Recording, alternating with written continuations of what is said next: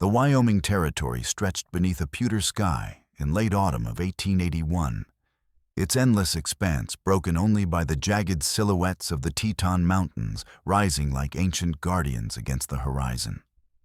Frost glittered on their peaks, warning of the brutal winter approaching with relentless certainty. The air carried more than cold. It held the promise of storms and the whispered threats of a land that forgave no weakness or hesitation. Wakiza adjusted his weight against the weathered fence post, favoring his left leg, where cavalry lead had shattered bone 3 summers past. At 50, the Lakota warrior bore his scars, like medals from a war that never truly ended, though battlefields had shifted from open prairie to courtrooms and claim offices. His dark eyes sharp as obsidian despite the years studied the collapsed homestead before him, logs chinked with mud and desperation, a roof sagging under accumulated neglect, and behind it all, a crude wooden cross marking fresh earth, where dreams lay buried alongside the woman who had dared to nurture them in this merciless country. 2 small figures huddled against the cabin wall drew his attention. Not for their poverty, which was common enough on the frontier, but for the quiet dignity with which they faced their dire circumstances. Anna Louise Carter, 11 years old, with auburn hair hanging in tangled braids, held her 7-year-old sister Bess with protective fierceness that reminded Wakiza of she-wolves defending their cubs. Their dresses, once clean and carefully mended by loving hands, now bore the stains and tears of children forced to survive alone in a world that showed little mercy to the vulnerable. Hunger had carved hollow shadows beneath their eyes and drawn their young faces tight with the kind of want that went deeper than empty bellies. Yet something in Anna's bearing, the straight line of her shoulders and the defiant lift of her chin, reminded Wakiza of warriors he had known, those who faced death, with heads held high and spirits unbroken. From his leather hunting pouch, worn smooth by decades of use, Wakiza withdrew his only tin bowl. The metal was dented from countless campfires and bore the patina of hard frontier living. Inside lay his remaining provisions, parched corn mixed with dried choke cherry paste, the sweet tart flavor preserved through careful preparation that represented knowledge passed down through generations of his people. This simple meal was all that stood between him and starvation until he could hunt successfully or make the dangerous journey to trade in one of the scattered settlements. The arithmetic of frontier survival was brutal and unforgiving. Sharing this food meant facing the coming days with an empty belly and weakened body. But as he looked at these 2 children, abandoned by circumstance and forgotten by a society that viewed them as inconvenient obstacles, Wakiza felt something stir in his chest that had little to do with calculation and everything to do with the basic human obligation to show mercy when mercy was needed most. Anna stepped forward first, her young shoulders squared with a responsibility no child should be forced to bear. When she spoke, her voice carried desperation, held carefully in check, as if she understood that showing too much weakness might somehow make their situation worse. "Please, sir," she whispered, her words barely audible above the constant susurrus of wind through the nearby aspen grove. "Please don't let us starve. We haven't eaten in 3 days, and Bess is getting so weak she can barely stand." The simple plea hung in the frigid air between them, a bridge spanning the cultural and historical barriers that too often divided people in this territory. In that moment of naked human need, Wakiza saw not the children of settlers who had claimed lands once roamed freely by his people, but simply 2 souls requiring the kind of mercy that transcended all other considerations. Without hesitation or second thought, he drew his bone-handled knife and began dividing the meager contents of his bowl into 3 equal portions. The blade, worn smooth by years of constant use, bore carved initials JC that caught his eye briefly as he worked. Something about those letters stirred a distant recognition in the depths of his memory, like the echo of voices heard in half-remembered dreams, though their significance remained buried beneath the urgent needs of the present moment. "What happened to your parents?" Wakiza asked gently as he handed portions to each girl, his voice carrying the kind of quiet authority that came from years of leading war parties and making life-or-death decisions under pressure. Anna accepted the food with hands that trembled slightly from more than just cold. Mama died 3 weeks ago from the fever that's been going through the settlements. Papa tried to take care of us after we buried her. But then Mr. Pike came with his papers saying he wanted to help with the legal arrangements. The next morning, Papa was gone. Just gone. Pike, Wakiza repeated, and something cold that had nothing to do with the weather settled in his chest. Ephraim Pike was a name known throughout the territory. A cattle baron whose ambitions grew with each successful expansion of his empire. A man who viewed the law as something to be manipulated rather than obeyed. Bess, who had been silent until now, looked up at Wakiza with eyes that held far too much understanding for someone her age. Papa said if anything happened to him, we should take the special papers to Judge Albright in Jackson. He said the judge was the only man in the territory that Mr. Pike couldn't buy. They ate in reverent silence, savoring each morsel with the appreciation that only true hunger could teach. The parched corn provided essential substance, while the choked cherry paste delivered precious sweetness their bodies craved. For these few precious minutes, the world contracted to the simple pleasure of food and the warmth of unexpected human kindness in a place where such gestures were rare as summer snow. The peaceful moment shattered like glass under the thunder of approaching hoofbeats. 4 riders crested the hill beyond the homestead, their horses kicking up clouds of dust that settled on their dark coats like gray ash from some distant fire. These were not casual travelers making their way between settlements. Their tight formation and purposeful approach spoke eloquently of men with specific violent intentions. Each rider carried a rifle across his saddle with the casual familiarity of those who made their living through the application of force. Their clothing bore the practical utility of professional killers. No unnecessary decoration, everything chosen for durability and ease of movement. The lead rider's face bore old scars that spoke of previous encounters where violence had been both given and received. Inside now. Wakiza commanded his voice, cutting through the girl's frightened silence with the authority of someone accustomed to being obeyed without question. Move quickly and make no sound.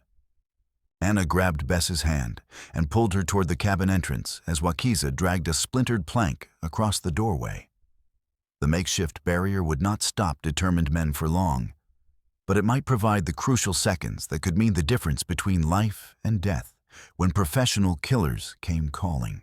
Pressing himself against the log wall beside the blocked entrance, Wakiza drew his Spencer carbine from where he had propped it against the fence.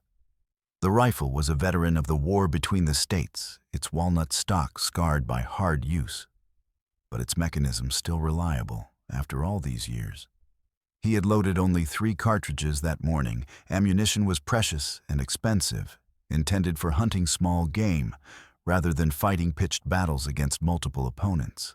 Through gaps in the cabin's chinked walls, he could see Anna holding Bess close. Both girls pressed against the far wall in an instinctive attempt to put as much distance as possible between themselves and the approaching danger. Terror had widened Bess's eyes until they seemed to dominate her small face. But Anna's expression showed something else entirely, a grim determination that reminded Wakiza once again of warriors preparing for their final battle. The lead rider, a man whose scarred hands told the story of someone who had worked with both tools and weapons throughout his violent career, called out in a voice that carried casual menace, like some men carried pocket watches. "Hello, the house. We know you're in there, and we know what you've got that don't belong to you. Come out peaceful-like, and maybe nobody gets hurt today." The lie in those words was so obvious that Wakiza almost smiled despite their desperate circumstances. Men like these did not ride 20 miles into the backcountry to negotiate or show mercy. They came to take what they wanted and eliminate anyone who might interfere with their employer's plans.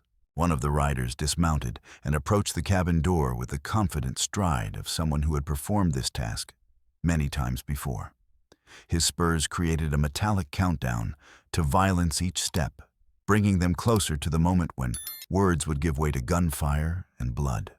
The last chance, the man called, kicking experimentally at the plank barricade. Make this easy on yourselves, and especially on those little girls. You wouldn't want them to see something they shouldn't have to see. But Wakiza had faced cavalry charges across open prairie and survived cavalry bullets in close-quarters combat. 4 hired guns, no matter how professional or well-armed, did not frighten him. They only made him more careful, more deliberate in his preparations. His injured leg would slow him if running became necessary. But in the confined space of the cabin, with the element of surprise on his side, 3 well-placed bullets might be enough to even the odds considerably. The constant wind moaned through the aspen grove, with a sound like mourning voices carrying new threats on its breath. Storm clouds massed along the mountain peaks, with the patient inevitability of all natural disasters, promising that weather would soon become as much an enemy as the armed men surrounding their position. Time was running short in more ways than one. These men had come for the children, and they would not leave empty-handed unless blood was spilled to stop them. The only question remaining was whose blood would stain the frozen ground before this confrontation reached its inevitable conclusion.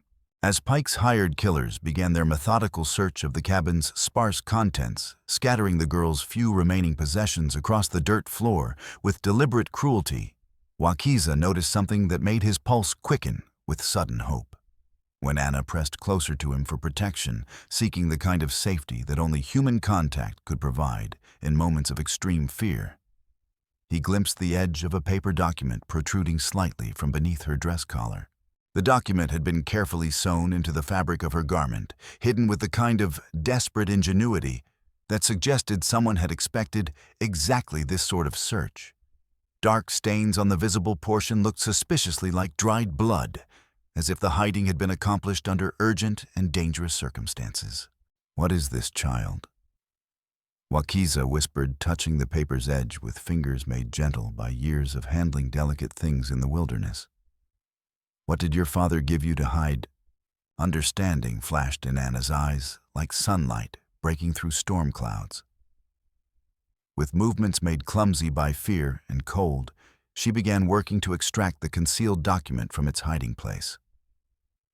Her small fingers trembled as they pulled at carefully placed stitches, each motion bringing them closer to revealing what might be their salvation or their doom. What emerged was a legal deed bearing the official seal of the Territorial Land Office, its wax impression still clear despite rough handling. Accompanying the deed was a detailed survey map marked with precise measurements and bearing the signature of Lars Jensen, the Norwegian immigrant, whose reputation for absolute honesty had made his work accepted without question in territorial courts throughout Wyoming. Wakiza's breath caught in his throat as he studied the documents. The deed established John Carter as the legal owner of 40 acres of grazing land, and most importantly, exclusive water rights to Willow Spring, the only reliable source of year-round water within 15 miles in any direction. In this arid country, water rights were more valuable than gold, more fought over than the richest mining claims. "This is why they took your father," he said, understanding flooding through him like cold water. "This is why they hunt you now. Without these papers, your family's claim to the land would be nearly impossible to prove in court. But with you as the eldest surviving child and legal heir, these documents could establish your ownership before any honest judge." Anna nodded, her young face grave, with premature understanding of adult treachery. "Papa said if anything happened to him, I should take these to Judge Albright when he rides circuit to Jackson. He said the judge was the only man in the territory who couldn't be bought, the only one who would enforce the law even against someone as powerful as Mr. Pike." "When does the judge arrive?" Wakiza asked, though he suspected he already knew the answer. 3 days, Anna whispered. Papa said Judge Albright would be in Jackson for 3 days starting tomorrow, and then he wouldn't be back until spring. 3 days. 72 hours to cross some of the most dangerous territory in Wyoming while being hunted by professional killers who would stop at nothing to prevent their testimony from reaching legal authority. The window of opportunity was narrow and closing rapidly measured, not in comfortable weeks, but in precious hours that could mean the difference between justice and the kind of frontier brutality that left families destroyed and crimes unpunished. The sound of splintering wood announced the end of patience outside the cabin. The door, already weakened by years of weather and neglect, gave way under a determined boot heel. 4 armed men filled the small space with their presence, bringing with them the smell of leather gun oil and the kind of violence that hung around professional killers like an invisible cloud. Their leader's smile held no warmth as his cold eyes found the 3 occupants pressed against the far wall. Well, he said, his voice carrying the satisfaction of a predator who had successfully cornered his prey. Indian and his little birds.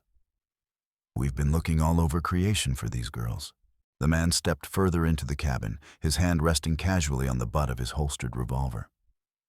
Name's Macklin, and I work for Mr. Ephraim Pike. These children are wards of Mr. Pike now, all legal and proper. Seems their daddy signed the guardianship papers before he took his leave of this world.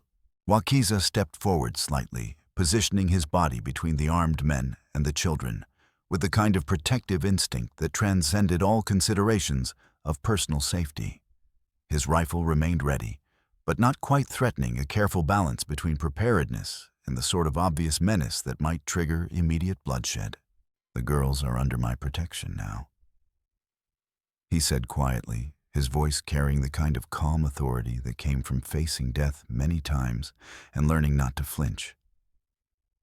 We will be leaving this place, and you will not follow. Macklin's laughter echoed harshly off the cabin's log walls, a sound devoid of any genuine humor. Indian's got spine, I'll give him that much.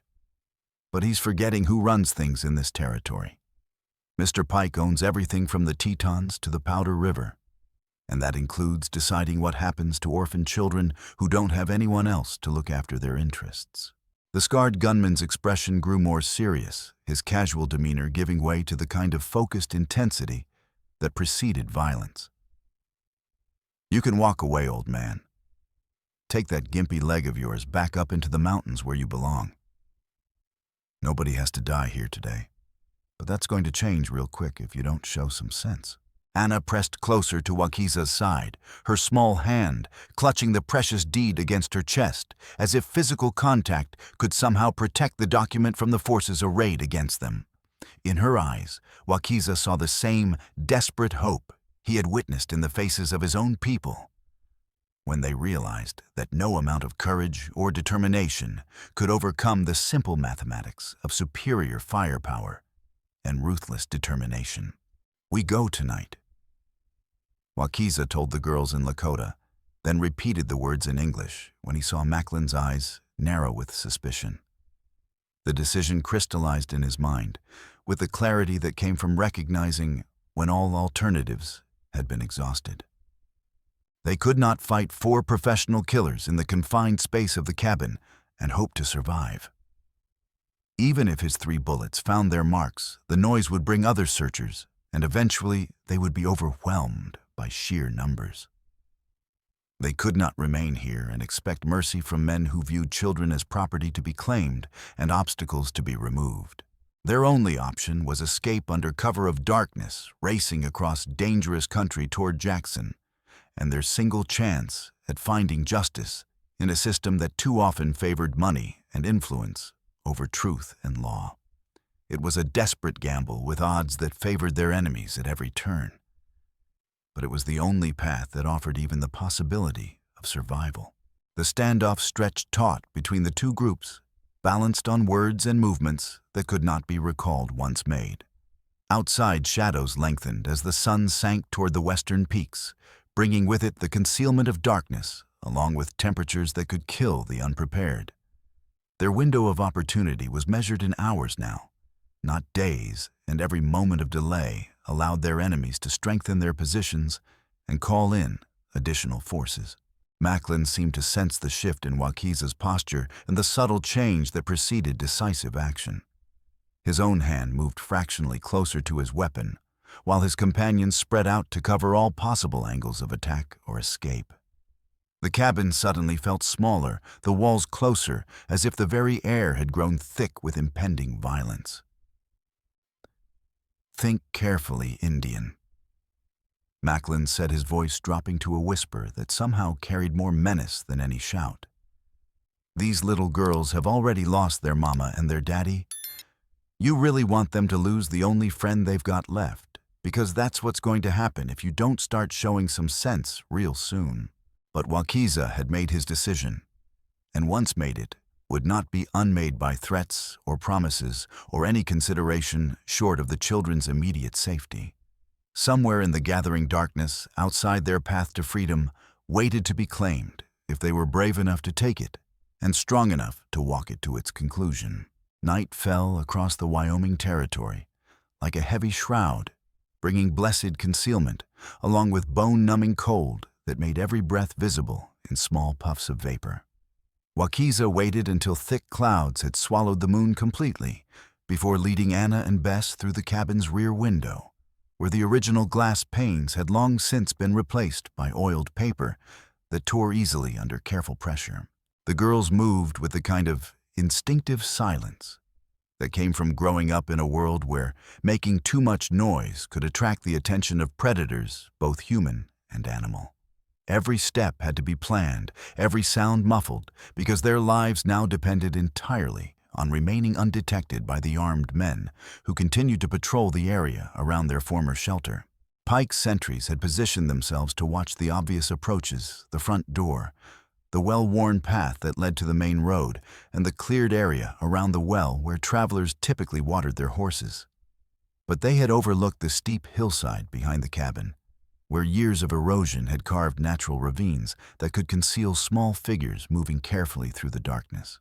"Stay close," Wakiza whispered as he led them down into the dry creek bed that meandered away from the homestead toward the distant Snake River. "Step where I step, and if you hear horses, freeze like rabbits until they pass." The creek bed became their highway through the night, its rocky bottom providing secure footing, while its raised banks offered concealment from casual observation. But following the meandering channel toward their distant goal required navigating obstacles that tested both the children's endurance and Wakiza's ability to move silently despite his injured leg. Fallen trees blocked their path at irregular intervals, requiring careful climbing that tested Bess's small frame and Anna's determination to keep pace without slowing their progress. The constant need for absolute silence, while making steady headway, added mental strain to physical exhaustion because every snapped twig or displaced stone might betray their location to enemies who would show no mercy if they were discovered. After 2 hours of careful movement through terrain that seemed designed to catch and hold the unwary, they finally reached the Snake River, where new challenges awaited their small party. The ferry rope that normally allowed safe crossing had been cut clean through, leaving only frayed ends dangling uselessly from wooden posts on either side of the rushing water. Recent mountain rains had swollen the current until white caps broke its dark surface, warning of hidden rocks and unpredictable depths that could trap or kill the unwary. The water moved with a kind of violent energy that spoke of snowmelt from high peaks and springs that never ran dry, no matter how severe the drought might be in the surrounding country. "Can we swim it?"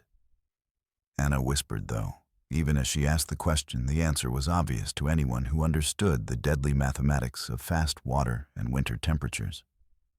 Wakiza studied the turbulent flow by what little starlight managed to filter through the heavy cloud cover, searching for the shallow ford he remembered from trading expeditions undertaken years before, when the world had seemed a more predictable place. The crossing would be dangerous under the best of circumstances, but returning the way they had come meant walking directly into the arms of Pike's expanding search parties. "We go across together," He decided aloud, his voice carrying the kind of quiet confidence that helped others believe survival was possible, even when the odds suggested otherwise. "Anna, you hold my belt with both hands. Never let go no matter what happens. Bess, you ride on my back and hold tight to my neck. If the current takes us, don't fight it. Let the water carry you downstream, and I will find you both." The words were meant to provide reassurance and clear instructions, but all three of them understood the brutal reality underlying his careful directions. Losing contact in those dark, violent waters would almost certainly mean death, for whoever was swept away by currents too strong for even experienced swimmers to overcome. Anna grasped his worn leather belt with both small hands, her knuckles white with the intensity of her grip. Wakiza lifted Bess onto his back, feeling her thin arms circle his neck in an embrace that was almost strangling in its desperate intensity. The added weight made balancing on his injured leg significantly more treacherous, but her slight frame meant the burden remained manageable if he was very careful about his footing. Step by cautious step, they waded into water so cold it drove the breath from their lungs and made their muscles clench involuntarily. The river bottom proved treacherous, with loose stones and hidden holes that could trap an unwary foot or twist an ankle at the worst possible moment. Each placement of his feet had to be tested before committing his full weight, because a single mistake would send all three of them tumbling downstream toward rapids that would dash them against rocks or hold them under until they drowned. The current fought them from their very first step into the water, trying constantly to sweep their feet out from under them and send them spinning helplessly toward destruction. Wakiza felt for each new foothold before shifting his weight forward, testing rocks that might roll unexpectedly, and examining mud that might prove deeper than it appeared on the surface. They were perhaps halfway across with the far bank, still seeming impossibly distant through the darkness, when the sound they had dreaded most echoed across the water. Multiple horses approaching at full gallop from the direction of the abandoned cabin. Pike's men had discovered their escape and were riding hard to intercept them at the most obvious river crossing. Angry shouts carried clearly on the night air as the riders spread out along the bank, their voices raised in the kind of coordinated search pattern that spoke of military training and extensive experience in hunting human prey. These were not amateur trackers stumbling around in the dark. They were professionals who understood how to use terrain and time pressure to their advantage. A muzzle flash split the darkness like artificial lightning, followed immediately by the sharp crack of rifle fire. The bullet struck the water nearby with a sound like a whip cracking, sending up a spray that drenched all three of them and made Bess whimper with terror despite her efforts to remain silent. More shots followed in rapid succession as multiple riflemen found their range and began concentrating their fire on the small group struggling through the treacherous current. Bullets buzzed overhead like angry insects, or struck the water around them with sounds that ranged from sharp cracks to deeper splashes depending on the angle of impact and the ammunition being used. Steadying himself against the current's relentless pull, Wakiza managed to raise his Spencer rifle with one hand while continuing to support Bess's weight and maintain his footing on the slippery river bottom. He could not aim with any real accuracy while fighting the water and carrying a passenger, but the threat of return fire might make the shooters more cautious about their own exposure. His single shot, when he finally managed to trigger it, was aimed deliberately at the lead rider's horse rather than the man himself. He would not kill human beings if wounding an animal might serve the same tactical purpose. And besides, a screaming injured horse would create confusion among the other mounted men. The animal went down with a sound that carried clearly across the water, spilling its rider into the shallow water near the bank and causing the other horses to rear and plunge as their riders fought to control them while maintaining their aim. But Wakiza's limited success came at a devastating cost. River water had flooded into his rifle's delicate mechanism during the shot, and when he tried to work the lever action to chamber another cartridge, the weapon jammed completely solid. They reached the far bank more dead than alive, their clothing frozen to their bodies and their muscles so numbed by cold water that they could barely coordinate their movements. Behind them, Pike's men were already arguing loudly about the best way to pursue across the river. But the strong current and the threat of an armed defender on the opposite bank had made them cautious about committing to immediate pursuit in darkness. Instead of risking their own lives in the treacherous crossing, the riders wheeled their horses around and headed south at a gallop toward the bridge that would allow them to continue their hunt with dry weapons and functioning equipment. The detour would add considerable distance to their pursuit, but it would also ensure they could continue the chase with all their advantages intact. Wakiza pushed the exhausted girls into a thicket of willow bushes that grew in profusion along the riverbank, their flexible branches providing excellent concealment, while their broad leaves offered some protection from the cutting wind that had begun to rise with the approaching storm system. During their desperate scramble up the muddy bank, Bess had taken a hard fall that left her face and dress thoroughly coated with dark earth. The mud would actually help camouflage her pale skin in the darkness, but she was shivering so violently that Wakiza feared she might be approaching the kind of dangerous exhaustion that could prove fatal if not addressed quickly.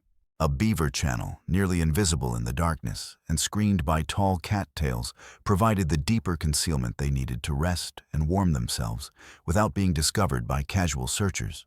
The three fugitives crawled into this natural shelter on hands and knees, pressing close together for warmth while they listened carefully to the night sounds around them and tried to determine if they were still being actively pursued. Time seemed to crawl by with agonizing slowness in their cramped refuge.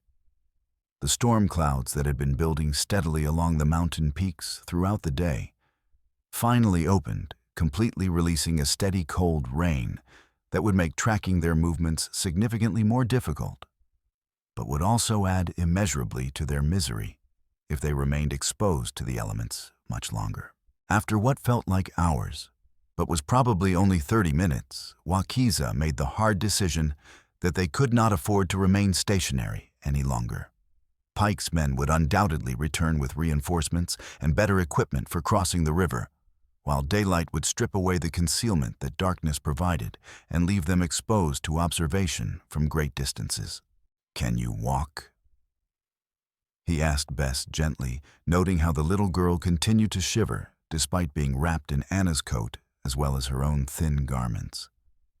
"I can walk," she whispered back, though her voice carried the kind of determined bravery that children sometimes showed when they understood that complaining would not help and might actually make things worse for everyone. Moving through the remainder of the night with two exhausted children required a constant balance between the need for speed and the absolute necessity of remaining undetected. Every sound might betray their position to ears trained specifically for hunting human prey, but every moment of delay allowed their pursuers to close the distance between them and position themselves to block the most obvious escape routes. The mathematics of survival offered no comfortable choices, only the slim hope that determination, knowledge of the terrain, and a considerable amount of luck might somehow prove sufficient to keep them alive and free, until they could reach someone with both the authority and the integrity to ensure that justice prevailed over money and influence. Dawn broke gray and cold over the scattered buildings of Crow's Landing, its handful of structures huddled together like living creatures seeking mutual warmth against the mountain wind that never seemed to stop blowing in this country. The night's journey had covered nearly 10 miles of rough terrain, leaving all three travelers exhausted but grateful to still be alive and free. Wakiza's limp had grown noticeably more pronounced. With each mile they had covered his old cavalry wound, protesting the punishment he had demanded of it throughout the long, difficult night. The girls moved with the mechanical determination of people running entirely on willpower, their small bodies pushed well beyond the normal limits of childhood endurance. Ruth McKenna's schoolhouse occupied a converted store building at the settlement's heart, smoke rising from its chimney like a beacon of hope in the cold morning air. The promised warmth, food, and the kind of human kindness that made survival possible in this harsh country. The widow's reputation for feeding anyone who arrived at her door hungry had spread even to Wakiza's remote mountain retreat, carried by traders and trappers who spoke of her generosity with genuine reverence. Mrs. McKenna. Anna called softly as they approached the building, her voice barely carrying over the constant wind. "Mrs. McKenna, we need help." The door opened before they could knock a second time, as if Ruth had been watching for their arrival, or perhaps simply maintaining the kind of vigilance that frontier life demanded from those who hoped to survive its constant challenges. Her sharp blue eyes took in their bedraggled condition at a single glance, soaked clothing. Mud-caked faces, the hollow look of people who had pushed themselves far beyond normal human endurance. A dear Lord in heaven. She breathed her voice, carrying a mixture of sympathy and practical concern that suggested someone accustomed to dealing with emergencies. "Come in, all of you, and quickly now, before someone sees you standing out here in the open." Ruth's capable hands guided them toward the cast-iron stove that dominated the schoolroom, its radiant heat feeling like the greatest luxury imaginable after their night of exposure to cold and wet that had chilled them to the very bone. Without waiting for explanations or lengthy discussions of their circumstances, she began efficiently preparing food from supplies she kept on hand for exactly these sorts of emergencies. Hot biscuits emerged from an oven that had been banked overnight, at their golden surfaces still steaming in the cold air. Thick slabs of bacon began crackling in a heavy iron skillet, filling the room with smells that made the children's stomachs clench with sudden overwhelming hunger. Coffee strong enough to wake the dead began percolating in a battered pot that looked like it had seen service in a dozen frontier kitchens. Anna and Bess fell upon the warm bread with the desperate hunger of those who had been surviving on hope and scraps for far too long. Their small hands shook as they tore the biscuits into manageable pieces, wolfing down the food with an intensity that spoke eloquently of their recent privations and the very real fear that this unexpected plenty might somehow be taken away from them.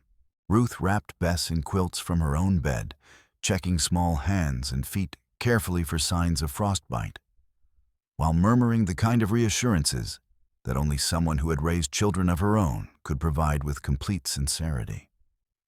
"You're safe now," she told them repeatedly. "Whatever's been chasing you, it can't reach you here." But even as she tended to their immediate physical needs, Ruth's experienced eyes cataloged the less obvious signs of their ordeal. The fear that lingered behind Anna's attempts at adult composure. The way both girls startled at unexpected sounds, a door creaking, footsteps on the wooden sidewalk outside, the distant bark of a dog somewhere in the settlement. "What happened to your parents?"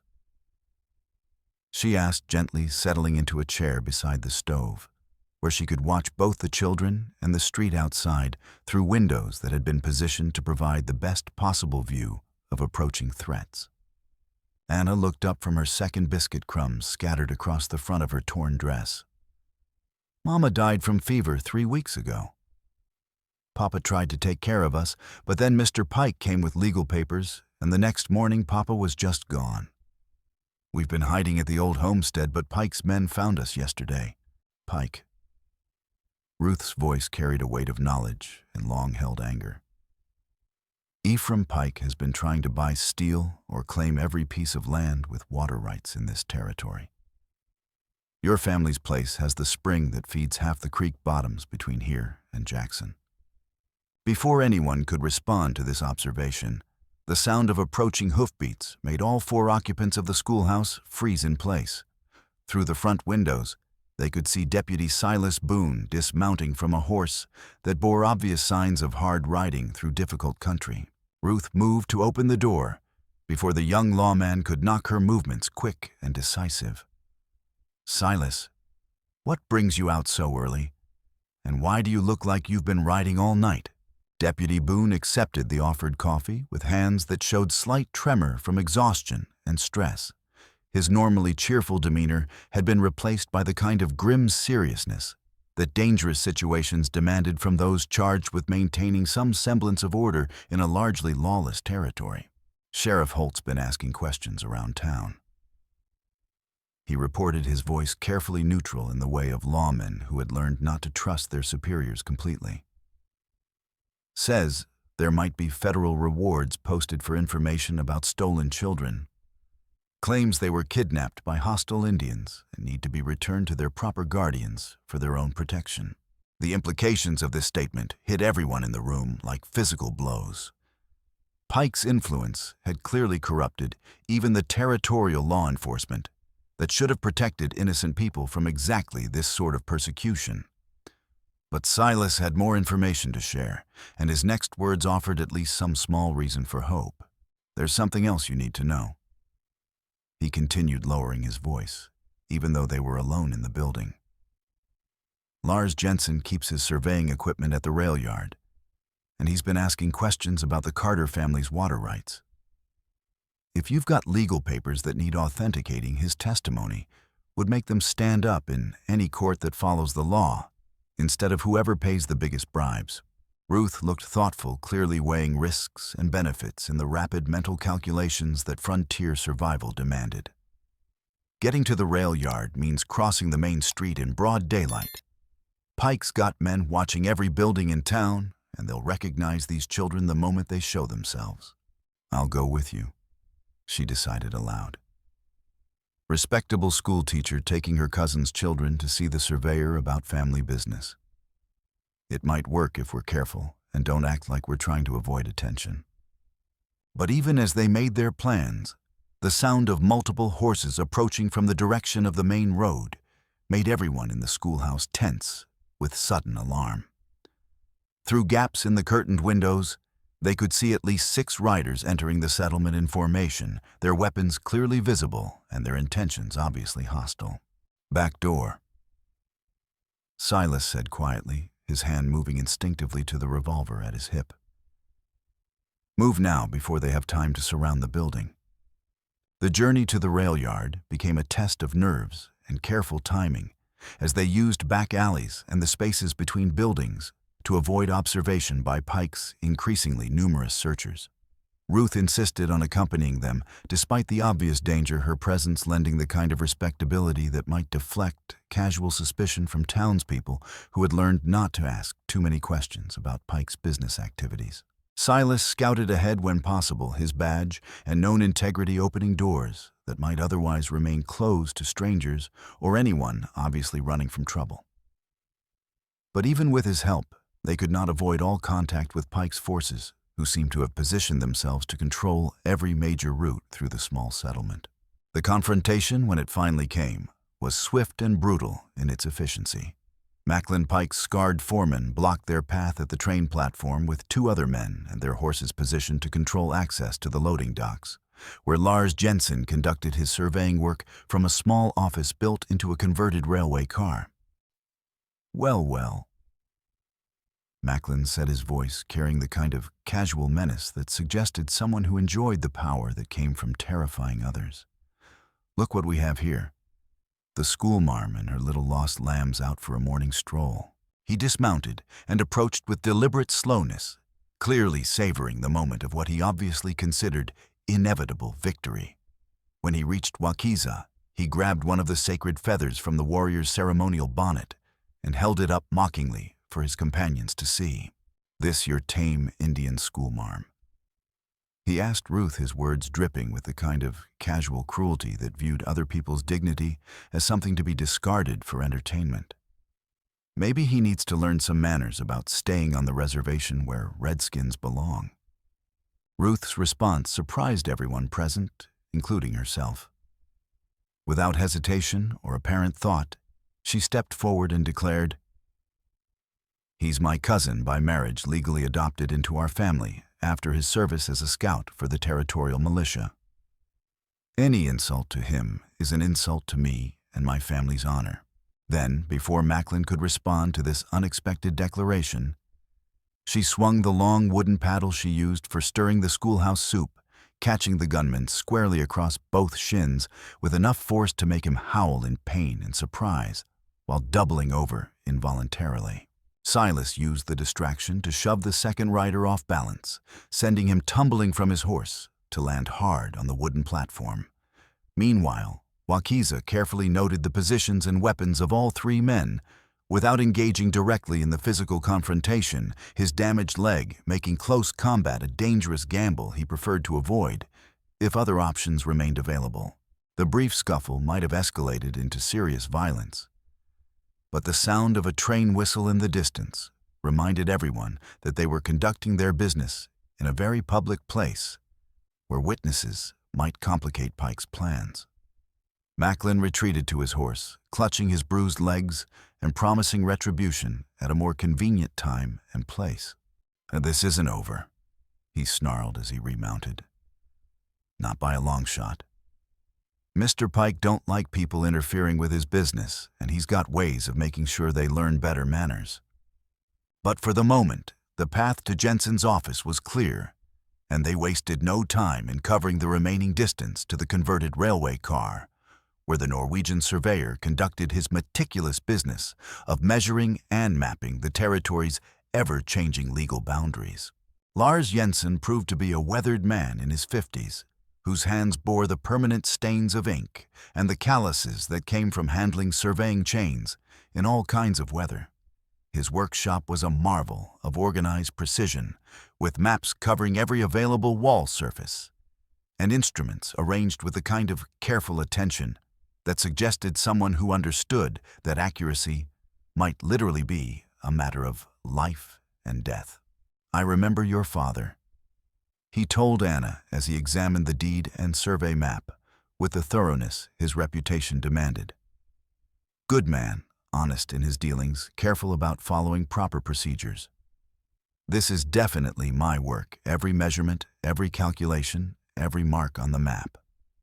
His weathered fingers traced the property boundaries with the confidence of someone who had walked every foot of the surveyed land personally. "The water rights are clearly established and properly documented. This would stand up in any court that operates according to law rather than whoever pays the biggest bribes to corrupt officials."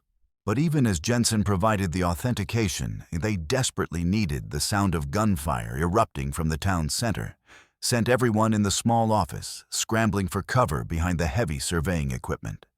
Pike's reinforcements had clearly arrived in greater numbers than anyone had anticipated, and their coordinated attack was designed to trap the small group away from help and witnesses. The sharp crack of rifles mixed with the deeper boom of shotguns as armed men took positions throughout the settlement, turning the normally peaceful streets into a battleground where innocent people caught in the open faced the very real possibility of death or serious injury from stray bullets. "Handcar," Silas said, pointing toward a small, manually operated railway vehicle positioned on a siding track that ran eastward toward the territorial capital. "It's our only chance of getting out of here before they surround us completely." Working the handcar's pumping handles required the coordinated effort of all four adults, their muscles burning from the unaccustomed exertion as they built momentum along the steel rails that stretched across the prairie toward their distant goal. The girls crouched in the vehicle's center, Anna clutching the precious legal documents, while Bess pressed her face against her sister's shoulder to block out the sounds of pursuit that grew steadily closer behind them. The rhythmic chunk-chunk-chunk of the car's wheels on rail joints provided a steady counterpoint to the more irregular thunder of hoofbeats as Pike's riders organized their pursuit. But the handcar's mechanical advantage soon became apparent as they pulled ahead of the horsemen, their steel wheels rolling smoothly over rails while the horses had to navigate rough terrain and natural obstacles. 5 miles from town, however, their advantage disappeared as dramatically as it had appeared.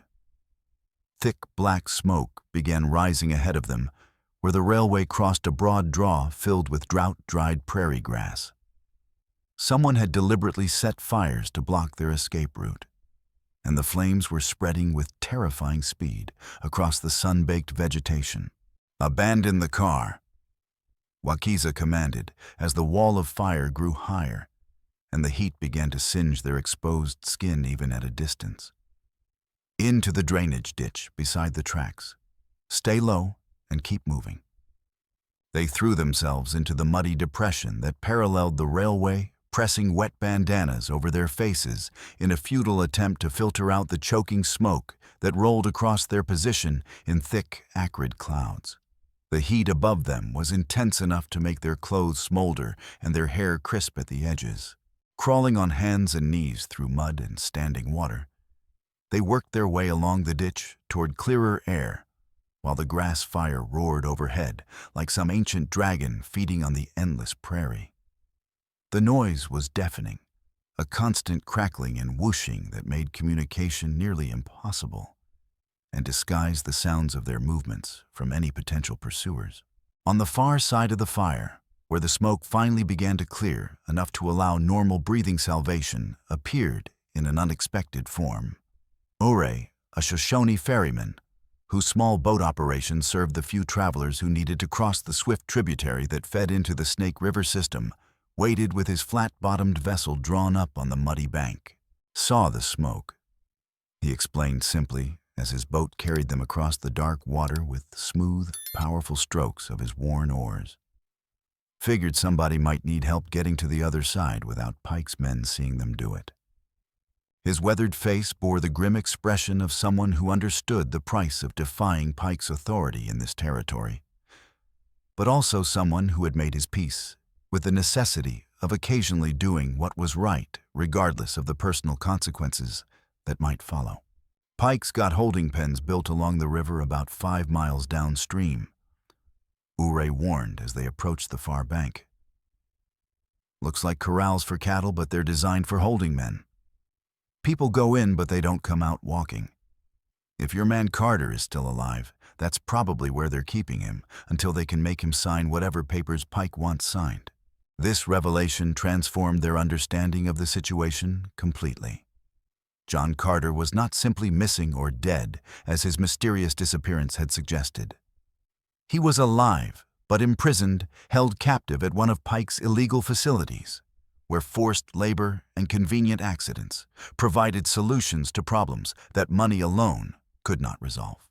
The knowledge that rescue might still be possible brought both hope and additional urgency to their mission, but it also confirmed that they were dealing with an opponent whose willingness to commit serious crimes extended far beyond simple fraud or intimidation into the realms of kidnapping and quite possibly murder.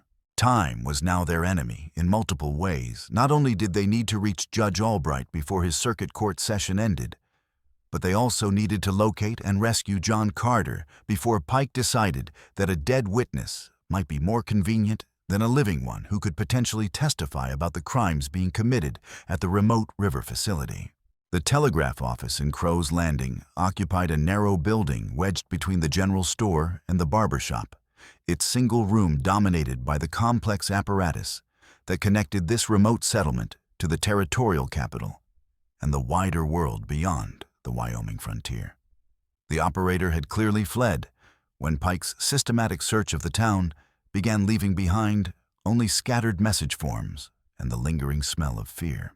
In this cramped space, hiding among shadows cast by oil lamps that had been turned down low to avoid attracting unwanted attention, the revelation that would change their understanding of everything was about to unfold with shocking suddenness. Anna's small fingers, seeking warmth in the depths of Wakiza's worn leather hunting pouch, closed around something hard and metallic that seemed oddly familiar despite the circumstances. When she withdrew the object and held it up to catch what little light was available, they all saw that it was a brass military button bearing the distinctive crossed sabers of the 7th Cavalry Regiment. The polished metal caught the lamp's flickering glow, its surface reflecting years of careful maintenance despite its obvious age and the hard use it had clearly seen during its previous owner's military service. Something about the button's appearance stirred memories in Anna's mind, connections that seemed important, but remained just beyond her ability to grasp completely. My papa's uniform had buttons exactly like this one. She whispered, her voice barely audible above the distant sounds of systematic searching that continued throughout the settlement. He kept his old army coat in the cedar chest after he mustered out. Said it reminded him of better days when he could tell the difference between the good men and the bad ones. Wakiza's fingers closed around the button with sudden painful intensity, as memories he had spent years trying to forget came flooding back with the force of an avalanche. From the same leather pouch, he withdrew the bone-handled knife he had used earlier to divide their meager meal, its grip carved with initials that suddenly took on profound new significance. J.C. The letters stood out clearly in the lamplight, carved in the distinctive script of someone who had learned penmanship around military campfires and field headquarters during the Great War that had torn the nation apart more than 15 years earlier. But before the full implications of these discoveries could be explored, Deputy Silas burst through the telegraph office's rear entrance with the kind of urgent energy that suggested developments of immediate importance. Behind him, he dragged a struggling figure, one of Pike's riders, who had been caught attempting to cut the telegraph lines, completely ensuring that no messages could reach territorial authorities about the crimes being committed in this remote corner of Wyoming. The captured man's saddlebags yielded evidence far more valuable than preventing communication with the outside world. From his coat pocket, Silas produced items that made everyone present draw sharp breaths of recognition and growing understanding. John Carter's pocket watch emerged first, its gold case engraved with his full initials and bearing a distinctive dent that Anna recognized immediately. The timepiece had been damaged during his capture. She realized, probably struck by the same blow that had rendered her father unconscious and helpless in the hands of his kidnappers. More damning still was the carefully folded message that had been tucked behind the watch's inner cover, written in the precise handwriting of someone accustomed to keeping detailed records of business transactions, both legal and otherwise. They moved the stubborn ox to White Raven Mine by Tuesday morning. The note read in handwriting that was clearly Pike's own. Make him sign the water rights transfer before Judge Albright arrives for the circuit court session. Time is running short, and those girls must be found before they can complicate our legal position with their inconvenient survival. The spring is worthless to us without clear title, and clear title requires the father's cooperation, willing or otherwise. If he continues to resist, permanent solutions may become necessary. The signature at the bottom was unmistakably E.P. Ephraim Pike's distinctive mark that appeared on legal documents throughout the territory. Understanding struck them with devastating clarity. John Carter was not dead as his mysterious disappearance had led them to believe.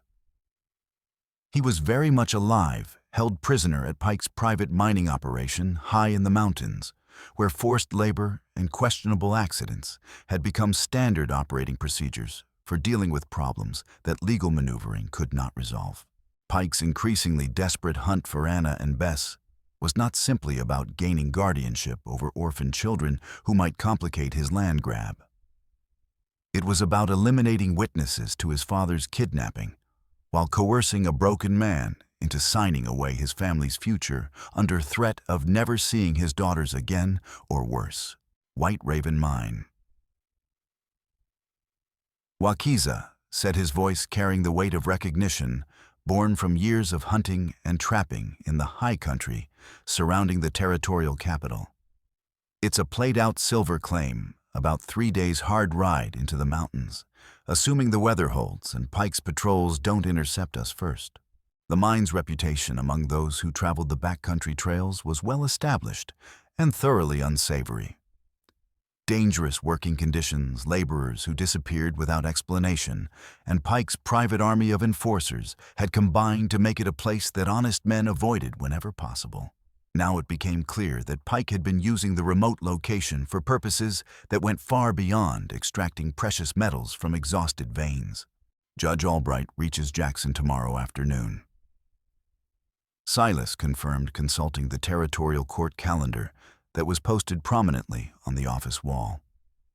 He'll be hearing cases for 3 days, and then he won't return until the spring circuit. If we can reach him with the deed and testimony about Pike's crimes, he'll have the authority to issue federal warrants and send marshals to investigate the mining operation. But reaching Jackson meant crossing some of the most dangerous and difficult terrain in the territory, while being actively hunted by professional killers who had been given explicit orders to prevent their testimony from reaching legal authority. The window of opportunity was measured not in comfortable days, but in precious hours that were slipping away with each moment they spent in hiding. Anna pressed the precious deed against her chest with new understanding of what it truly represented. This document was far more than her family's claim to land and water rights. It was the prize for which Pike had systematically destroyed their lives, kidnapped their father, and was now hunting them across the wilderness with lethal intent. The mission had transformed completely from what it had been just hours earlier. They were no longer simply trying to protect two orphaned children from an unscrupulous guardian seeking to exploit their vulnerability. They were now racing against time to save a kidnapped father, preserve a family's legal rights, and expose crimes that reached into the highest levels of territorial politics and business. Justice itself hung in the balance in a region where law too often bent to accommodate those with sufficient money and influence to purchase favorable verdicts from corrupt officials. Their only hope lay in reaching the one honest judge in the territory, before Pike's growing desperation led him to eliminate all witnesses to his crimes through the most permanent means available. The captured rider's continued silence was more ominous than any threats he might have made. Pike's men were disciplined professionals who understood that their employer rewarded loyalty handsomely while dealing harshly with those who proved unreliable or talkative when captured. The clock was ticking not just toward Judge Albright's departure from Jackson, but toward the moment when Pike might decide that murdering everyone who knew about his crimes was simpler than continuing to hunt for children and documents across the vast Wyoming wilderness. Outside the telegraph office, the sounds of systematic searching continued as Pike's forces worked their way through every building in the settlement. Soon their hiding place would be discovered, and then their options would be reduced to fighting or dying where they stood. Neither alternative offered much hope for ultimate survival, but the time for careful planning and strategic thinking was rapidly drawing to a close. The journey toward White Raven Mine led through mountain passes that challenged every assumption about human endurance and the will to survive in country that seemed specifically designed to kill the unprepared. Ancient game trails wound between granite peaks whose sheer faces offered no mercy to those who lost their footing, while slopes covered with loose shale could send the unwary tumbling hundreds of feet to certain death on the jagged rocks below. Wakiza guided their small party through terrain he knew from countless solitary hunting expeditions, but the addition of 2 exhausted children and a wounded deputy transformed familiar paths into obstacles that demanded constant vigilance and careful route selection. Every step had to be evaluated for both immediate safety and strategic advantage, because Pike's forces were certainly following probably with local guides who knew the country as well as he did. Weather that had been merely uncomfortable in the lower elevations became genuinely life-threatening as they climbed toward the high passes where White Raven Mine had been carved into the mountainside decades earlier. What had started as simple mountain drizzle gradually intensified into freezing sleet that coated every surface with a treacherous glaze of ice that made footing uncertain and falling a constant possibility. Temperature dropped steadily with their increasing elevation, transforming the rain that had soaked their clothing into a coating of ice that made movement both painful and dangerous. Each breath became visible in small puffs of vapor that spoke eloquently of conditions that could kill through exposure alone, even without the additional threats posed by armed pursuit and difficult terrain. Ruth had remained behind at an abandoned prospector's cabin they had discovered along their route, using her practical frontier skills to keep Anna and Bess as warm and comfortable as possible, while the men conducted their reconnaissance of the mining operation. The crude shelter built into a natural hillside and reinforced with local stone provided essential protection from the elements, but offered little in the way of actual comfort beyond basic survival. As dawn broke over the mountain peaks in shades of gray and silver that reflected the overcast sky, Wakiza and Silas found themselves studying White Raven Mine from a concealed position among the pine trees that surrounded the complex. What they saw confirmed their worst fears about the difficulty of the task they had set for themselves. Pike had transformed the abandoned mining operation into something that resembled a military fortress, more than a simple business enterprise. Buildings had been connected by covered walkways that allowed defenders to move between positions without exposing themselves to hostile fire. Guard posts had been established at strategic points that commanded excellent views of all approaches to the complex. More ominously, the number of armed men visible even during their brief observation suggested that Pike had committed substantial resources to defending this location. These were not simply hired gunmen brought in for temporary work. They moved with the disciplined coordination of professional soldiers who had trained together and understood their roles in a larger defensive plan. I count at least 12 rifles that I can see. Silas whispered, his voice barely audible, despite their distance from the nearest sentries. Probably more inside the buildings, where we can't observe them. This isn't going to be a simple matter of cutting some chains and fighting our way out. Through grimy windows in the main building, they could see a figure that had to be John Carter. Though 3 weeks of captivity and abuse had reduced the former Union scout to a shadow of his former self. His wrists appeared to be chained to a heavy support beam that allowed him limited movement while preventing any realistic possibility of escape. The careful way he held his body suggested injuries that had been deliberately inflicted to encourage cooperation with his captor's demands, while his overall appearance spoke of systematic deprivation designed to break his will to resist. Yet even from a distance, something in his posture suggested that his spirit remained unbroken despite the physical punishment he had endured.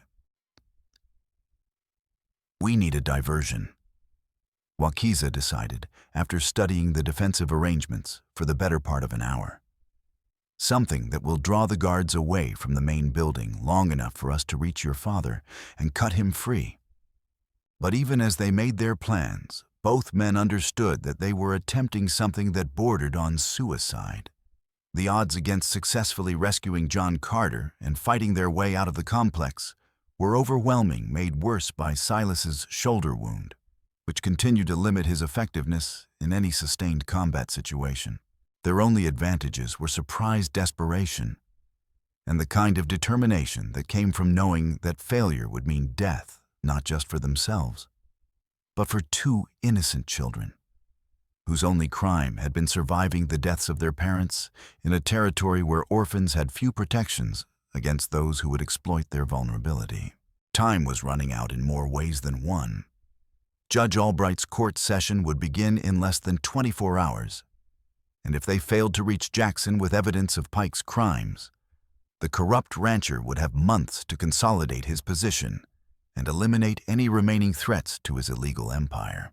Behind them, storm clouds continued to build along the highest peaks, promising weather conditions that would make travel even more difficult, but might also provide the cover they needed for their desperate rescue attempt. The approaching storm represented both opportunity and additional danger in equal measure, another variable in an equation that already offered too few favorable outcomes.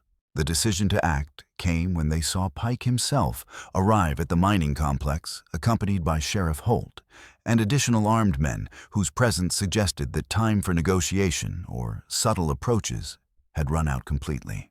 Whatever Pike had planned for his prisoner, it was going to happen soon, probably within hours rather than days. There would be no more opportunities for careful planning or strategic patience. They would have to strike immediately with whatever resources they could muster and whatever plan they could devise on the moment, or watch John Carter disappear forever into the kind of unmarked grave that the high country specialized in providing for those who crossed men like Ephraim Pike. The final confrontation at White Raven Mine began in the pre-dawn darkness, with Ruth's desperate attempt to create the chaos necessary for any hope of rescue success. Despite explicit instructions to remain safely hidden at the prospector's cabin with Anna and Bess, she had crept close enough to the mining complex to study its vulnerabilities during the long, cold hours of the night watch. Her target was the extensive collection of hay storage buildings that housed feed for the horses and mules essential to the mining operation's transportation needs. The structures were filled with dried grass and grain that would burn readily if properly ignited, creating both the distraction they needed and the kind of confusion that might allow a small rescue party to succeed where direct assault would certainly fail. working by feel in the absolute darkness that preceded dawn. Ruth methodically soaked the stored hay bales with coal oil she had taken from the mine's supply shed during her careful reconnaissance. The thick, pungent liquid had been stockpiled for the operation's lighting and heating requirements. But it would serve equally well as an accelerant for the kind of fire that would create maximum chaos among Pike's carefully organized defenses. When she finally applied flame to the oil-soaked material, the result exceeded even her most optimistic expectations. What had been intended as a controlled diversion became an inferno that threatened to consume the entire complex if the mountain winds shifted direction or intensity at the wrong moment. The flames leapt from building to building with terrifying speed, driven by the same harsh weather conditions that had been their enemy during the approach. Within minutes, the entire northern section of the mining complex was ablaze, creating a wall of fire and smoke that transformed the carefully planned defensive positions into scenes of barely controlled panic. Pike's guards, trained to watch for human threats approaching from predictable directions, found themselves temporarily blinded by choking clouds of smoke that rolled across their positions with the relentless advance of a prairie grass fire. The acrid black clouds disrupted their coordinated defense and forced them to abandon carefully prepared firing positions in favor of simple survival. Using this confusion as cover, Wakiza approached the main building where John Carter was imprisoned, moving with the kind of careful stealth that years of hunting both animals and men had taught him to employ instinctively. The bolt cutters Ure had provided were designed for cutting fence wire rather than the heavy chains securing the prisoner. But desperate strength and properly applied leverage could accomplish remarkable things when lives hung in the balance. The first chain parted with a sharp metallic snap that seemed unnaturally loud despite the surrounding chaos of the spreading fire. John's eyes opened as the restraints loosened, focusing slowly on the face of his unexpected rescuer, with the kind of confusion that came from weeks of captivity and systematic abuse. Anna Bess. His first words were his daughter's names, spoken in a voice roughened by thirst, fear, and the constant strain of wondering whether his children were still alive somewhere in the vast wilderness that surrounded their former home. "They're alive and safe," Wakiza assured him. Though both men understood that safety was a relative concept, when Pike's armed forces were actively hunting them with orders to kill rather than capture. "But we need to move now, before the guards recover from the surprise." Breaking the remaining chains required precious minutes they could not afford to spare each link that parted, bringing them closer to freedom, but also closer to discovery by enemies who were already beginning to organize their response to the unexpected attack. The sound of shouted orders carried clearly through the smoke, indicating that Pike's men were professional enough to maintain some level of coordination despite the chaos. Their escape from the burning building proved far more treacherous than the entry had been. The smoke that had provided concealment was beginning to dissipate, as shifting wind patterns threatened to drive the flames directly toward their position, while the fire itself had grown beyond anyone's ability to control, and now threatened to trap them within a ring of burning structures. Pike's forces, despite their initial confusion, were already moving with military precision to block all possible escape routes from the mine complex. Their disciplined response spoke to extensive training and considerable experience with situations requiring rapid adaptation to changing tactical circumstances. These were not amateur gunmen, but professional soldiers who understood their business thoroughly. As Wakiza and John reached the building's rear exit, concentrated rifle fire began striking the wooden walls around them with increasing accuracy. Splinters flew in all directions as bullets chewed through the aged timbers, forcing both men to drop to their bellies and crawl toward whatever cover they could find among the maze of mining equipment and ore carts that surrounded the main structures. The sluice bridge that spanned the mine's water processing channel represented their only viable path away from the complex, without exposing themselves to concentrated fire from multiple directions. But the wooden span had been designed to support heavily loaded mine carts, not men moving at desperate speed under hostile fire from professional marksmen who understood how to use their weapons effectively. The planks that formed the bridge's surface were slick with spray from the rushing water below, made even more treacherous by the morning's freezing rain that had coated everything with a glaze of ice. Each step required careful placement and complete attention to balance, because a single slip would send them plunging into water, moving too fast and violently for any swimmer to survive. They were perhaps halfway across the span when Pike's best marksman found his range from a concealed position among the burning buildings. The rifle bullet struck one of the bridge's main support timbers with enough force to send vibrations through the entire structure, causing it to sway alarmingly and tilt at an angle that made further progress seem impossible. The sound of creaking, splintering wood, mixed with the roar of water below and the crackling of flames above to create a symphony of impending disaster that spoke eloquently of how quickly their situation was deteriorating. What had begun as a carefully planned rescue was rapidly becoming a desperate flight with survival as the only remaining objective.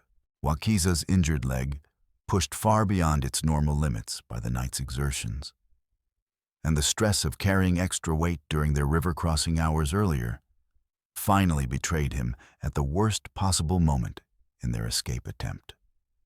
As he tried to leap across a gap in the damaged planking, his wounded calf muscle cramped with agonizing intensity, destroying his balance and sending him sliding inexorably toward the bridge's collapsed edge.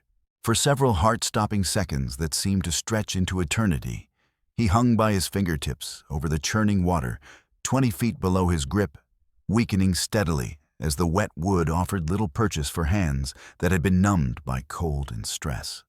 The pain shooting through his damaged leg was excruciating, like red-hot iron being driven repeatedly into bone and muscle that could no longer support his weight. Below him, the water moved with the kind of violence that spoke of hidden rocks and unpredictable currents that would dash a man's body against stone obstacles or hold him under until his lungs filled with water and his struggles ceased forever. The drop meant certain death, either from the impact or from drowning in conditions that would challenge even the strongest swimmer under ideal circumstances. Each fraction of an inch his fingers slipped brought him measurably closer to the fatal plunge. His shoulders burned with the strain of supporting his full body weight, with arms that had already been pushed to their limits during the long night of travel and combat.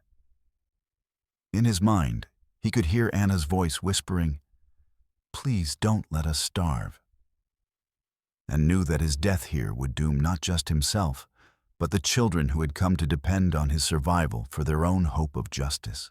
John Carter, despite his own weakness from weeks of captivity and systematic abuse, somehow found the strength to grab a mining prop, one of the heavy timber supports used to shore up unstable tunnel passages, and wedge it across the gap in the broken bridge. The improvised span allowed Wakiza to hook his elbow around the beam and drag himself to relative safety, but the delay had cost them precious minutes, while Pike's forces closed the distance between hunters and hunted. As they finally reached solid ground on the far side of the water channel, both men understood that their situation had become desperate beyond any hope of conventional escape. Behind them, the mine complex burned like a vision of hell itself, while ahead lay open ground that offered no concealment from the rifles of professional killers who were rapidly surrounding their position. Dawn broke over the Wyoming mountains with the kind of deceptive beauty that mocked the violence unfolding in the valley below, painting the peaks in shades of gold and rose that belonged to a more peaceful world than the one they currently inhabited. The contrast between nature's indifferent splendor and human brutality could not have been more pronounced or more cruel in its implications. Pike arrived at the scene of the burning mine complex, mounted on a magnificent black stallion, whose coat gleamed despite the harsh conditions, wearing a buffalo hide coat that had cost more than most frontier families earned in an entire year. Behind him rode Sheriff Holt and more than a dozen heavily armed men whose confident bearing suggested they believed the night's events had finally provided them with the justification needed to eliminate all remaining obstacles to their employer's ambitions. The rope Pike produced had clearly been prepared well in advance, its noose tied with the kind of professional precision that spoke of someone who had performed such tasks before and understood the importance of getting the details right. The wooden beam he selected for the execution was strong enough to support a man's weight, while providing the elevation necessary for what he undoubtedly considered rough but appropriate frontier justice. Arson, theft, assault on lawful authority, and conspiracy to commit murder. Pike announced his voice, carrying across the open ground, with the satisfaction of someone about to resolve a long-standing source of irritation. The penalty for such crimes is death, and I see no reason to wait for judges who might be corrupted by misplaced sympathy for criminals and their accomplices. But even as Pike prepared to carry out his summary execution, his confidence proved to be premature. The sound of approaching horses from an unexpected direction made everyone present turn toward the source, and what they saw there changed the entire dynamic of the confrontation in ways that none of them had anticipated. Ruth McKenna stepped into view from behind a burned-out ore cart, no longer alone and defenseless, as Pike had assumed. Ure stood beside her, along with Lars Jensen and Deputy Silas Boone, who had somehow found the strength to remain upright and functional, despite his shoulder wound and the significant blood loss that should have incapacitated him completely. I present Lars Jensen, sworn territorial surveyor. Ruth announced, her voice carrying across the valley with perfect clarity and unmistakable authority that demanded attention from everyone present. Deputy Silas Boone, duly appointed representative of territorial law enforcement. And John Carter, the living, breathing, and entirely legal owner of the property you've been trying to steal through kidnapping, fraud, and attempted murder. Jensen's backup copy of the Water Rights Survey appeared in Ruth's hands, like a document of liberation bearing the same official seals and precise signatures as the original Pike had tried so desperately to destroy. The surveyor's well-known reputation for maintaining duplicate records of all important work served them perfectly in this moment. Territorial courts would accept his backup documentation as readily as any original, particularly when supported by his personal testimony under oath. But Pike was far from finished with his desperate attempts to salvage victory from the jaws of defeat. As the balance of powers shifted dramatically against him, his face darkened with a rage that bordered on insanity, the kind of fury that came from seeing years of careful planning and criminal enterprise threatened with complete exposure and legal retribution. Kill them all. He snarled at his assembled gunmen, his voice cracking with a strain of emotions barely held in check. Every last one of them will burn the bodies with the mine buildings and claim they died in the fire trying to steal my property. No court in the territory will question my word against the testimony of dead criminals. But before his hired killers could act on these murderous instructions, the noose that had been intended for Wakiza's neck was suddenly around Pike's own throat, placed there by hands that moved with the kind of desperate speed that only mortal terror could inspire. Anna Carter, no longer content to remain safely hidden, while others decided her family's fate had crept close enough during the confrontation to take direct action when the moment demanded it. "Let my papa go, or I'll push this horse out from under you," she said, her young voice carrying a determination that no one present doubted for an instant. "I've already lost my mama, and I won't lose him too, just because you're too greedy to let us keep what's rightfully ours." The sight of Pike with a hangman's rope around his neck, held there by a child he had been hunting across the territory, created a moment of perfect crystalline silence that seemed to stretch on forever. Even his own men hesitated to act, understanding instinctively that the situation had moved beyond their training and experience, into territory where conventional responses might prove worse than useless. Into this frozen tableau rode Judge Horace Albright, flanked by two federal marshals whose presence transformed the entire confrontation from a lawless execution into a formal legal proceeding conducted under proper territorial authority. The judge's arrival had been delayed by weather and difficult traveling conditions, But Silas's telegraph message had reached him just in time to prevent what would have been a complete miscarriage of justice. I received Deputy Boone's message about reports of kidnapping fraud and conspiracy to commit murder. The judge announced his stern gaze taking in the scene of destruction and the armed standoff between the opposing forces. I rode through the night to investigate these serious charges, and it appears I arrived at exactly the right moment. Pike made a final desperate attempt to escape the justice that was closing around him, like a net spurring his horse toward the canyon's narrow exit in a last-ditch effort to reach territory where his money and influence might still provide protection from legal retribution. But the morning's ice storm had made the treacherous path even more dangerous than usual, and his mount lost its footing on the slippery rocks near the canyon rim. The sound of the horse's scream echoed off the surrounding peaks as both animal and rider tumbled down a 20-foot slope into thick brush that broke their fall but left Pike with injuries that effectively ended his ability to continue resistance. He was hauled back up the slope under armed guard, bruised and defeated, but still breathing to face the justice he had tried so hard to avoid. As Pike was secured with his own ropes and placed under federal custody, the moment arrived for the final revelation that would provide complete understanding of the connections that had brought all these people together in this remote place. Wakiza approached John Carter with the bone-handled knife that had served them both throughout their ordeal, its carved initials finally ready to reveal their true significance. "I have carried this blade for 13 years, Wakiza said quietly, his voice heavy with the weight of memories that had shaped both their lives in ways neither had understood until this moment. "I found it at a burned wagon site where a trader had been killed by vigilantes, but that wasn't the first time I'd seen it in use."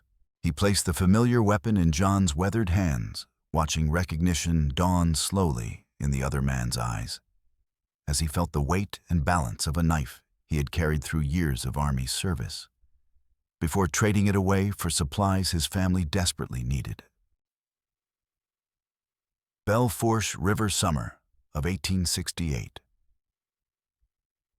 Wakiza continued, his throat tight with emotion he rarely allowed himself to feel or express. "You used this knife to cut rope and leather when you drove off vigilantes who would have killed my wife and others for the crime of being Native American in a place where some people thought that was reason enough for murder." Understanding flooded John's weathered features as he examined the knife that had once been as familiar to him as his own hands, remembering a day when he had chosen to do what was right instead of what was safe or convenient. "The woman with the dark braid," he said softly, his voice filled with wonder at the connections that had brought them together again under such different circumstances. "She was holding a baby, and there were tears on her face when the shooting started." "That was your wife." Wakiza nodded, unable to trust his voice to remain steady if he tried to speak immediately. "She lived 2 more good years because of what you did that day. Peaceful years where she could watch our son learn to walk and speak his first words without fear that someone would hurt him simply because of the blood that ran in his veins. You gave us that gift without even knowing it, and I have carried the debt in my heart ever since."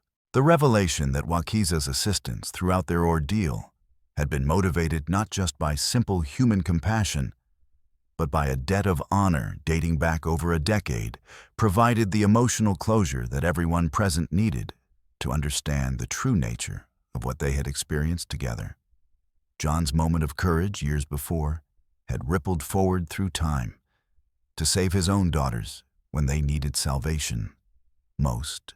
Anna, who had been listening with the intense concentration that only children brought to adult revelations of great importance, stepped forward with something she had kept hidden throughout their entire journey.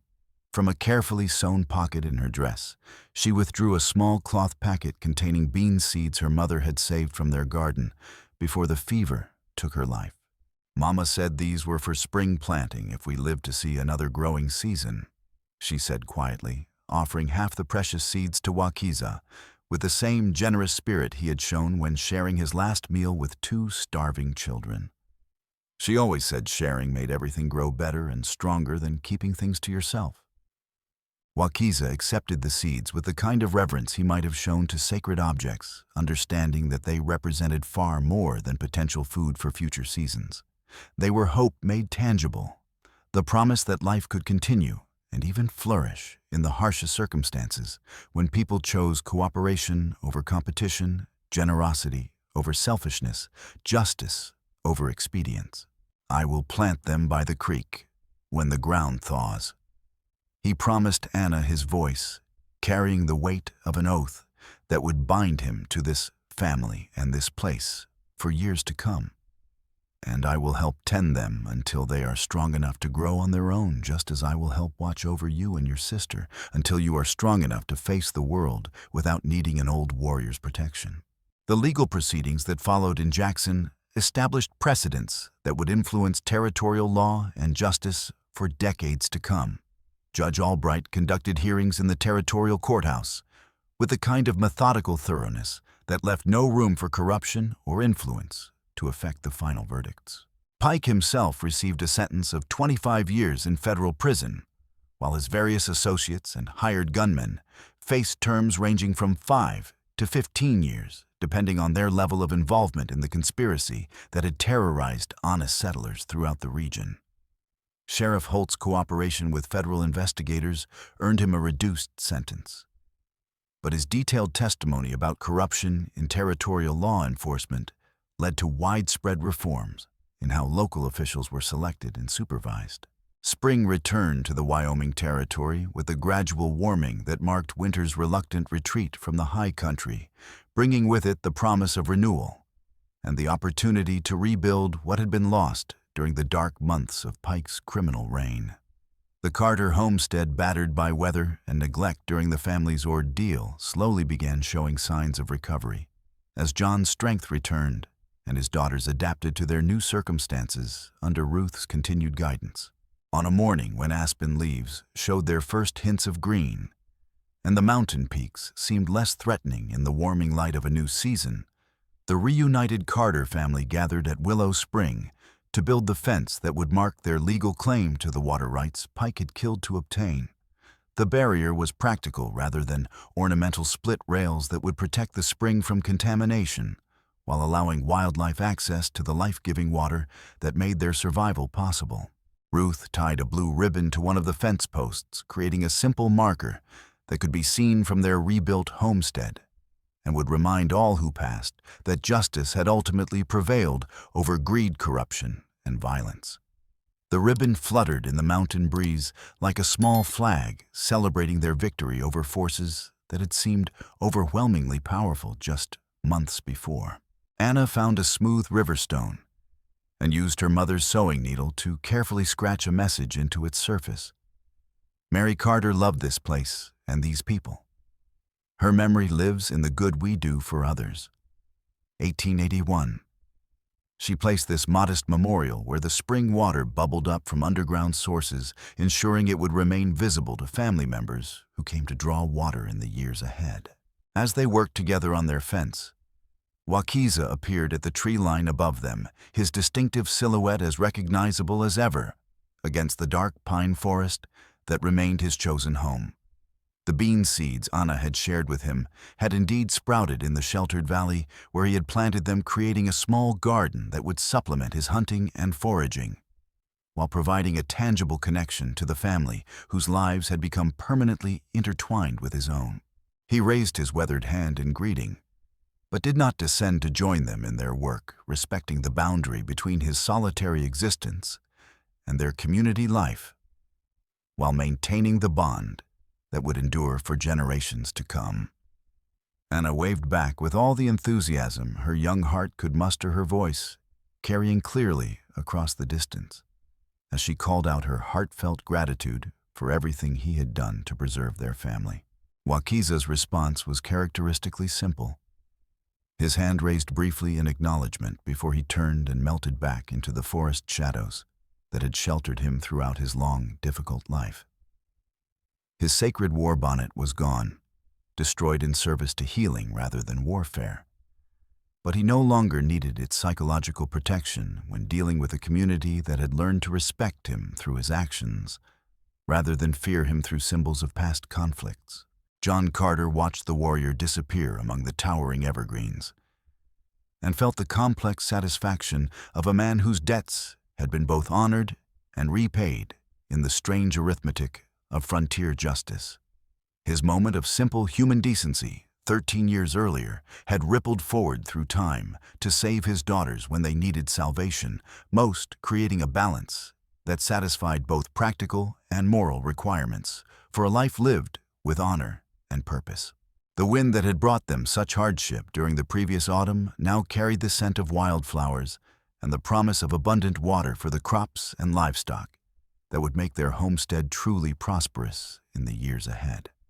The Teton Mountains still dominated their valley with the same majestic indifference they had always shown to human struggles, but they no longer seemed quite so threatening to people who had learned that cooperation could overcome both natural obstacles and human evil. As the sun climbed higher into a sky swept clean by mountain winds that spoke of changing seasons and new beginnings, the simple act of sharing a last meal had grown into something far greater than any of them could have imagined when their desperate journey began.